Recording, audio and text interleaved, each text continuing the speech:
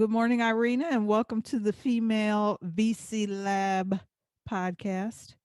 In one line, can you give me your name, your title, and the name of your fund or where you invest? Sure. Hi, Barbara. Thanks so much Hi. for having me. So excited to see you and hear you. My name is Irina Berkon. I'm managing director of a fund called Goldenseeds, and Cool. we are a angel investment fund that invests in women-run businesses. Awesome. We'll get more into that in the number two question, the Yeah. thesis and Okay. everything. But what inspired you to become an investor or a venture capitalist? So for me, it's a two-path process. So one, I want to invest and make money. I think that's a reason, a reasonable reason to do that. But when I was looking at where to do that, I wanted to make sure that I'm investing in something that matters to me and I Mm-hmm. can understand, but also I'm in a group that can educate me and teach me about various things that maybe I knew, maybe I didn't know, maybe I didn't know that I didn't know. So that's how I found Goldenseeds, and all of these things aligned at this fund because the thesis of our investment aligned with what I was interested in, looking at, saw the need for. Mm-hmm. And the way the fund is structured is there is a lot of support and education for investors to make sure that whatever we're doing is actually benefiting the companies we are investing in, our portfolio companies, in really the whole space, which was very important to me to continue my growth and education in this field. Excellent. So tell me a little bit about the investment thesis of Golden Seeds and what's the motivation for that?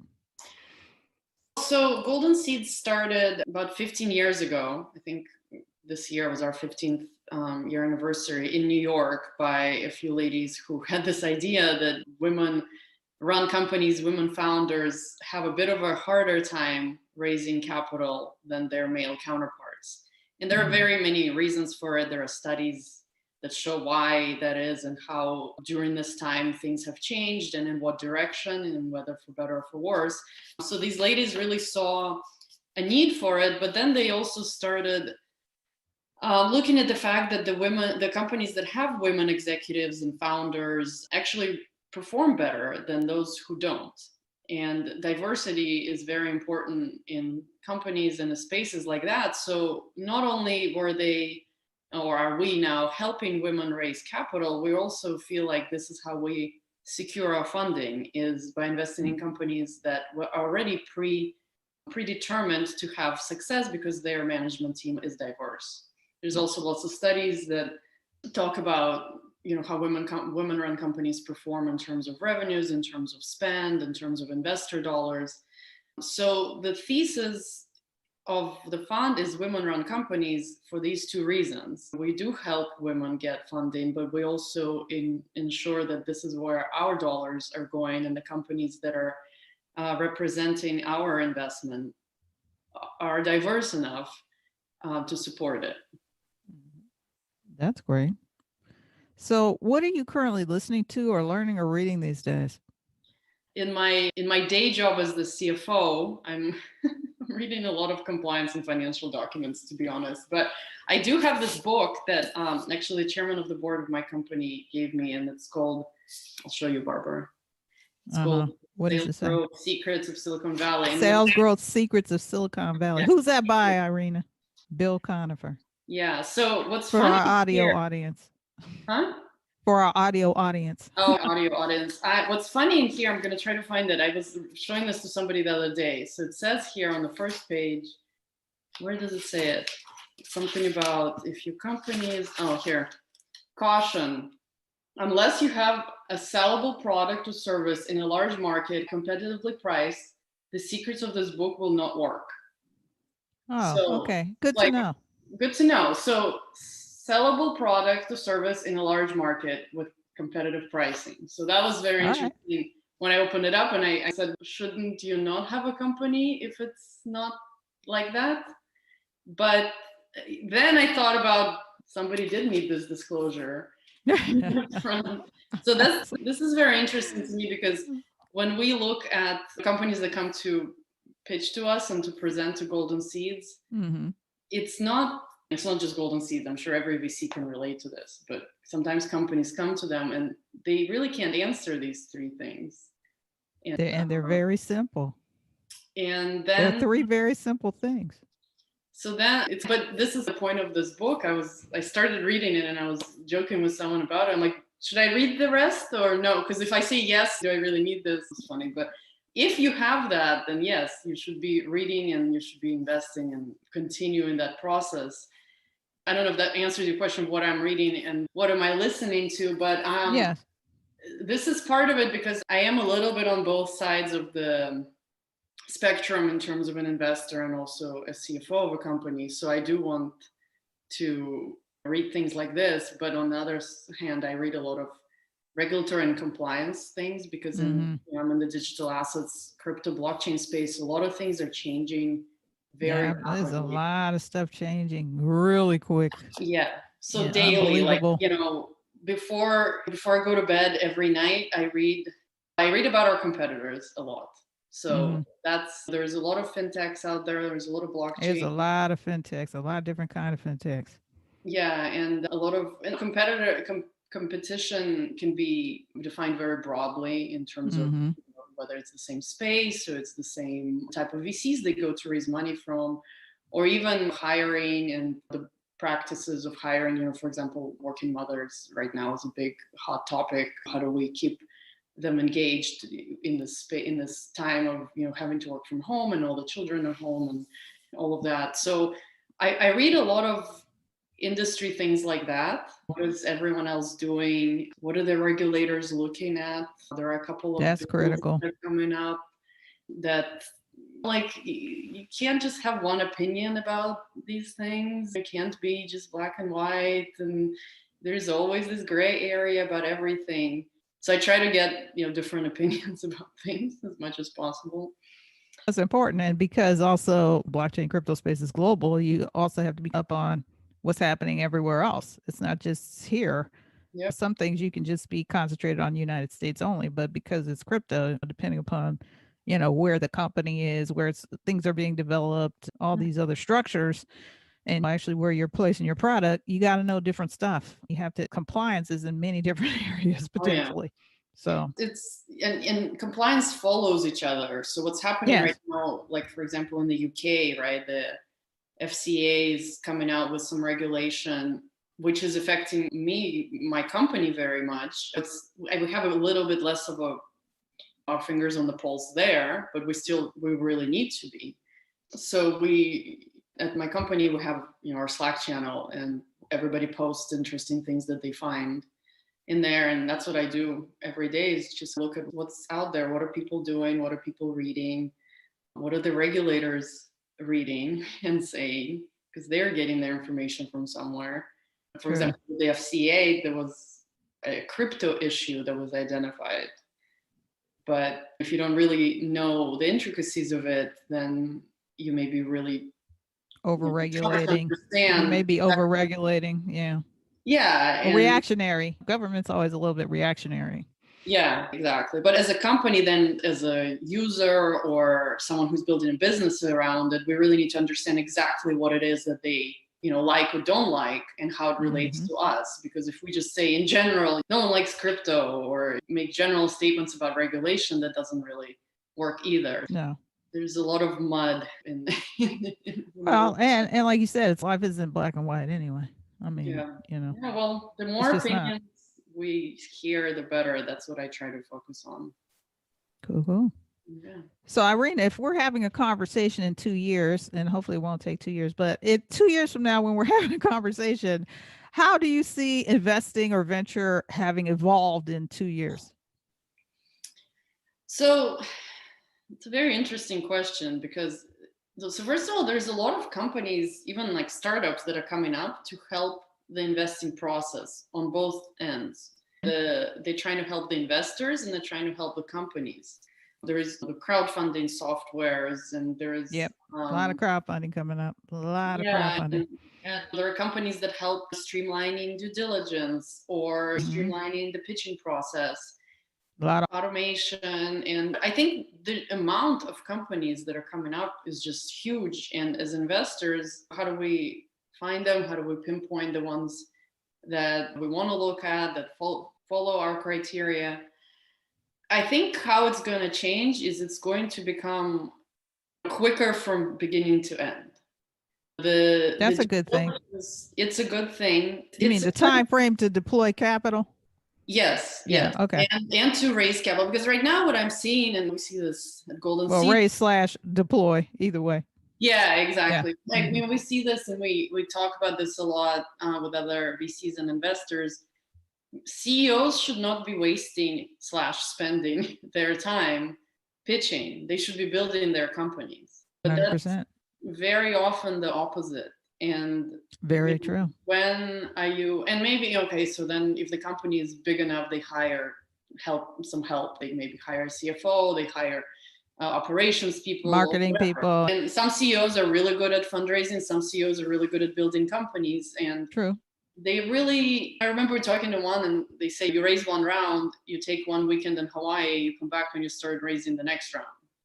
And it's on the CEO who's going to be running the company and building the product and delivering the promise that you promised the first VC. Right, the first set of investors, whomever those may be. VC, it could be angel, whoever those sets of people are. Yeah, and for angels, I don't know who it's more important for, but it is important for us to know that the company can raise the next round, but it's also, so we can exit or whatever, or someone else can come in with us and mitigate our risk a little bit. But it is also important that the company actually survives in its product, like it says in this book. What if you stop and lose one of those things? Like execute. You have to execute. You raise the round. Now you have to execute on the round. Because really, taking the weekend in Hawaii and coming right back and going, I'm going to raise round 2 right now.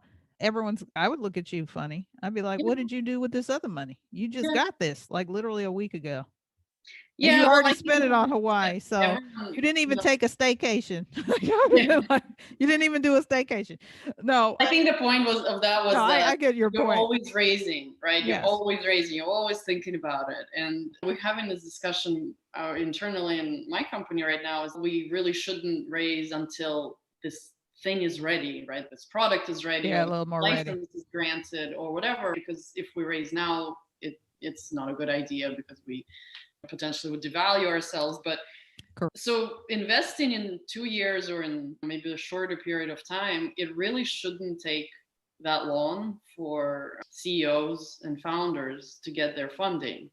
And I think that's where the change is going to be. I don't have a solution of how that's going to happen, but I think you touched on it a bit. You said automation, bringing in automation and speeding up these processes, either the no process or the yes process, either half, it becomes powerful, because then at some point you have to, like, as the CEO, then go, okay, now I need to execute. But then too, I think part of the issue, at least from a female side, I'll just say from the female side, is that we don't often ask for enough runway either. So if we raised so much money, we already ran out because we didn't think, okay, really, I should have asked for maybe couple more bucks. And then, no, but this is a part of the issue as well. Like, you're always fundraising because you didn't fundraise enough in the beginning. And it is a catch-22 because there are trade-offs. The trade-off is, how much are you willing to give up for the amount of money you're willing to get? Yeah. And then, but then too, you have to execute. So it's almost like a triangle balance. It's quite a balance there. Yeah, you touch on an amazing point that women do ask for a lot less, but then they can do a lot more with that. And this is not a blanket statement. This is something that's been proven, by all kinds of factual studies. I mean, there's many studies out there. Yeah, and a good diverse team makes sense because you do want everyone on your team. But another point of that is, and maybe I'm a little bit biased because at Goldenseeds we do a lot of that, is investors educating their portfolio companies and founders and really listening to them. Because if we do see somebody coming in and asking for too little, or maybe their own deal or their own valuation, the VCs and the funds, they should be in a position to advise about that. And 100%. sometimes the founders know and sometimes they don't want this unsolicited advice. This might also be changing a lot, where founders and CEOs go to VCs not just for a check, but for some other support as well. And I'll tell you, when I agree. COVID hit in March, when everything stopped in place, that almost in one day, what Golden Seeds did is there was a group created within the fund and they called all of our portfolio companies and they said, what do you need? What are you doing? What's happening? What do you need? If they say nothing, we hang up the phone and we walk away. We did the same thing as well. Yeah. And we're on fire. Like a couple of them were like, we're on fire. We're like, okay, we're not trying to let you play. But I'm agreeing with you. If you can also have resourcing around your finance, then really how do you get the company to the next round? It's very difficult. Yep. That's what kind of came out of that. Some companies were like, look, we're really struggling. We don't know what to do. And we said, okay, how about I fill out your PPP application? Like, how about I start at least there, or whatever. And then some companies were like, we're on fire. And we said, do you want to raise some more money while you're on fire? Do you want to put the fire out? What do you want to do? Yeah. Or while there's a couple of them I'm talking to now, and they're like, we're net positive. We have all this cash, blah, blah, blah. But don't you want to think about it long term? And it was very successful. Investors had the funds, and we were looking for things like that for companies that are going to come out ahead. The other ones are also portfolio companies, and we don't want to lose money on them. So there was a lot of help being put into it. So I guess maybe from the CEO and founder perspective, the VCs may become more of a friend and not just a check and a board seat. That would be good. I don't know if I'm experienced enough to know if it's already happening, but I just noticed in the last even 6 months it's happening. I think so. I think a lot has shifted in the last 6 months, several months. And so I think I'm agreeing. I think people are looking more for, and I call it ecosystem building, community building, however you want to call that, versus just an investment check. Another thing I think that's potentially going to change is what Golden Seeds has been pounding at: more investments in women, more investments in diverse groups. There are various other diverse groups that maybe don't have as many studies done about them, that the women versus non-diverse groups running companies. But I think there's going to be a lot more. There are a lot of those studies as well, FYI. Yeah, I know you do them, actually. I know about a few of them, actually. Right, and you do them in LA and locally, and I've referenced them before. But I do think that the investment, I don't know what the word is, landscape? Community? Community is going to shift and really realize that they need to be maybe a little bit more open-minded. And that's good. And I mean, all of us, we catch ourselves on this all the time. We all want to hang out with everyone who looks and sounds and has the same interests as you, but that's not always the best for your investment decisions. Very true. And I think that's going to change. It has to change. It has to change. Yeah, because there are some groups that are in positions that are less favorable to get funding than other groups. 100%. But that doesn't mean they perform any less. No, actually they outperform as well. The amount of money and the performance, yes. Yeah, but I'm a big kind of supporter, promoter, I don't know what the word is, of diversity of all the groups. We shouldn't be excluding, we don't need any men on our group, or we don't need any women. No, I don't believe in that either. Yeah, we need all of that. I'm an immigrant also, which I have a very different mentality towards some things, which really comes across sometimes in my company. And is it a plus or a minus? I don't know. We need to figure out. It is a plus because you have a different perspective. See, if you look at it from a collective viewpoint, and like your perspective is just as valid as anyone else's perspective. And the thing is, innovation comes out of that. You put all the ideas together and you see which ones mesh well and which ones are the best. And you take those and you innovate. Without that, a piece of it's missing. A piece of perspective is missing.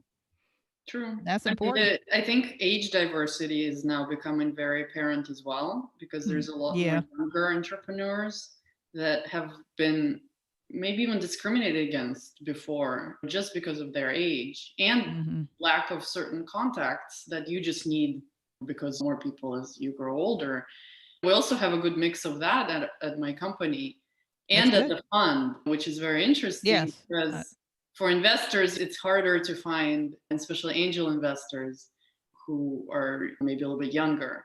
Mm. As you bring that diversity in, sometimes that's where the good investments come in because some age groups understand them better than others. And That's true. we benefit from each other. 100%. And our children know how to use a computer and an iPhone a lot better than everyone else. So, Hey, built-in test group. That's what I always said. built-in what? Test group. Oh, built-in test group. That's right. Hey, you got the young people. You can ask them like, "Hey, how do you guys do X? Oh, we do this and use this." And I go, "Oh, okay, that's interesting." My daughter told me, "Oh, you should invest in TikTok because I'm on it all the time." I'm like, "Huh." TikTok, that's a very popular app. Yeah, I was like, I do look at what she does on her You devices. should absolutely should be watching that 100%. Well, from a safety perspective, of course, Well, but that from an that too, investment perspective, clearly. yeah, and from a digital currency, there are these games that Yes, there we are. Very play. familiar with it. They buy stuff from each other, Yes, they do. and I'm looking at them and I'm like, huh, shouldn't this be more like a blockchain thing inside Absolutely. there than 100%. a credit card that who knows where that goes? And why does my 10-year-old do this? And yeah, all kinds of Lots of good test innovation. cases that you can see. Hey, and how quickly they pick it up and Mhm. things of that nature. So that's always interesting. Yeah. All right, Irina, how do people get into contact with you? So Golden Seeds is a US fund. So we have chapters all over the US. Some of the bigger ones are in New York and Silicon Valley. Mm-hmm. We host office hours that are open to anyone. And that's the best place to start because entrepreneurs can come in and talk about pretty much anything, hopefully their company. But they get a one-on-one half an hour with one of us, one of the members of the fund, one or sometimes more. So I'm, of course, a little Excellent. biased. If anyone wants to come to the San Francisco Silicon Valley ones, we host those online now. And then after that, the biggest advice, I guess, for companies is just look at the criteria of the fund where you're applying, just so you don't waste time. So we have a very specific criteria 100%. about the management team. It doesn't have to be all woman management teams. Definitely make sure you understand the investment criteria for that and just what kind of product it is as well. We don't fund every type of company and industry. So goldenseeds.com. Awesome. Thanks so much, Irina. Thank From you, Barbara.